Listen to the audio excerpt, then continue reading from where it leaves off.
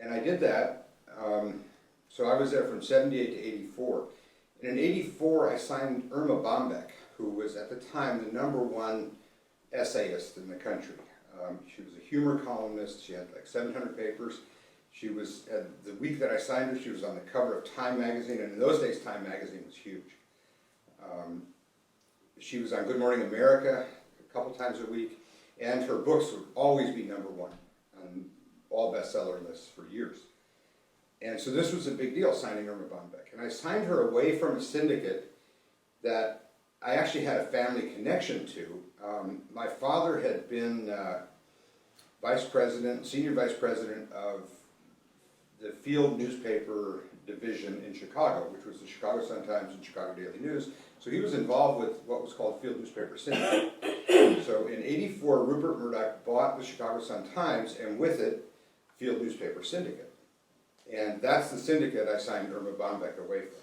My father was long retired before that, so I wasn't taking from him.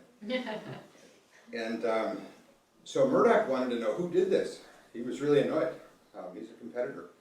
And they found out, and a fellow named Bob Page, who was publisher of the Chicago Sun-Times and chairman of the syndicate, called me up and said, look, Rupert wants to meet you. He's going to be at LAX, and he's going to be in line for customs, and he wants you to go over and meet him there. And I said, no thank you. I'm not going to stand in line at customs and talk. That's ridiculous. They'll be all exhausted, and there's no point. So Page called back and said, no, Murdoch said come to his apartment in New York. I said, that's better. So they flew us, the family, my wife, my 2 children, we all flew to New York City and put us in a 2-bedroom suite. It was at the UN Plaza Hotel. It was I wasn't used to this kind of luxury. It was pretty cool. So I get into Murdoch's apartment. He's a really nice man, one-on-one. His kids, who we read about now, James and Lachlan and Elizabeth, were running around. They were teenagers then. And he offered me the job to run the 3rd largest syndicate in the world, which he had renamed News America Syndicate. And I took it. So I was 34 years old, now running the 3rd largest syndicate in the world. And they had lost, besides Rupert Bombeck, they had lost a bunch of other talent. So my first job was to keep the talent happy. I knew that was what I needed to do. So that's how I got close to Ann Landers, Johnny Hart, Mel Lazarus, Evans and Novak, Carl Rowan, Herblock, a lot of legendary journalistic figures, Hank Ketchum from Dennis the Menace. And we developed a great bond, and I didn't lose anybody, once I got there. And we were signing people, and it was all very exciting. And then Murdoch, true to form, sold the syndicate right out from under us to Hearst, King Features.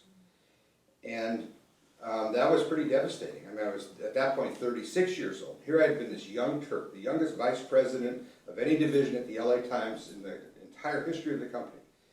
And suddenly I'm 36 and unemployed.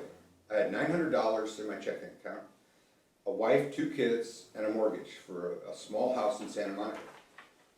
And that was a big challenge.